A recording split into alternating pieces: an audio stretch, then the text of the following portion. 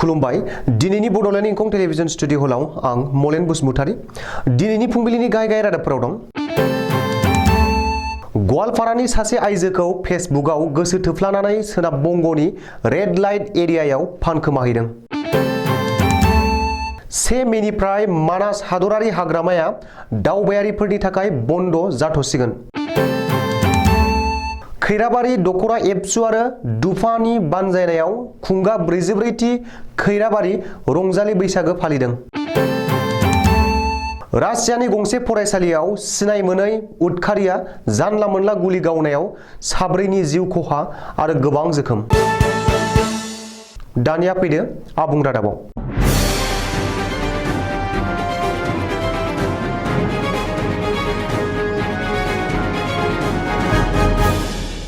जोबोर दुखुनांथाव जानला मोनला सिनाय मोनथारै सुबुंजों फेसबुकआव लोगो जानानै गोसो थोलायनाया आथिखालाव जेबो रैखाथि गैया। बेनिनो फोरमान गवालपारा जिल्लानि धुपतरायाव बेबायदि जाथाया जादों।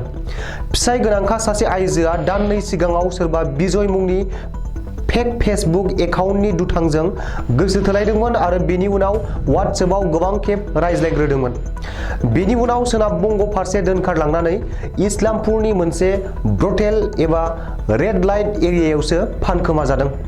अदेबानि धुपतरा पुलिसनि सुलुङाव फोरमायनाय बादिब्ला नखरनिया गोमानाय समाव लकेल पुलिस थानायाव गोमानायनि एजाहार होनानै दोनखानायलाय पुलिसआ पुलिस अफिसार मनज कुमार दासनि दैदेननायाव संगालिनि जोहै संदाननानै सोनाब बंगनि इस्लामपुर थानानि हेफाजाबाव इस्लामपुरनि मोनसे रेड लाइट एरिया एबा ब्रटेल हाउसनिफ्राय आइजोखौ जोबोर नाजानायनि उनाव दिहुननानै लाबोफिननो हादों।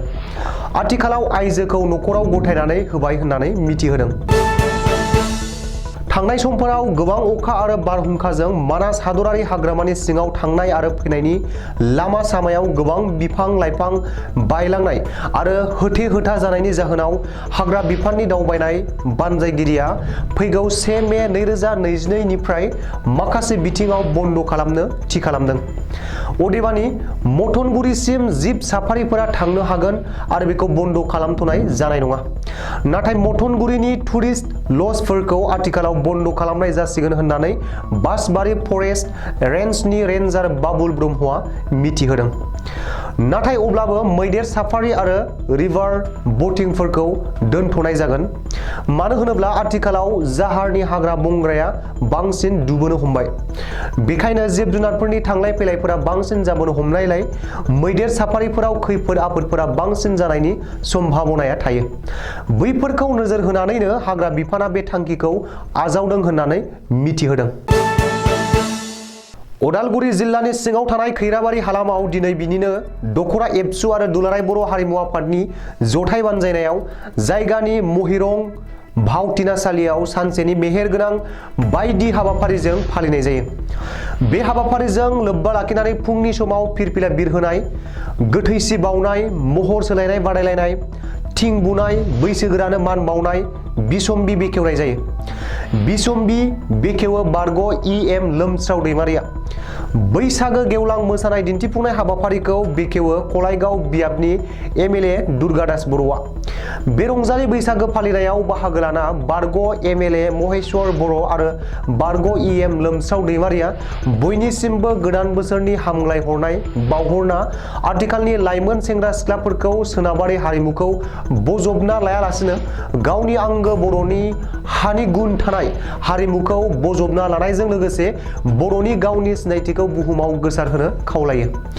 दिनैनि बे गोथार हाबाफारियाव हालामनि गोबां गेदेमा समाज सिबियारि फोरोंगुरुमोना ज'ज'यै बाहागो लायो। जाय समाव रासिया आरो इउक्रेननि गेजेराव गोबाव समनिफ्रायनो मोगा-मोगि दावहा सोलिगासिनो दं, बे समावनो रासियानि गंसे गुदि फरायसालियाव सोरबा सिनाय मोनै उदखारिया जानला मोनला गुलि गावनायाव 2 फोरोंगिरि आरो 2 फरायसा गासै 4 जायगायावनो जिउ गोमादों। बेनि अनगायैबो गोबां जोखोम जादों होननानै सुलुङाव फोरमायदों। जाथायखौ नोजोर होनानै आथिखालाव रासियानि पुलिसआ गोख्रोङै नायबिजिरनो लाबाय आरो दायनिगिरिखौ थाबैनो हमनो हागोन होननानै मिथिहोदों।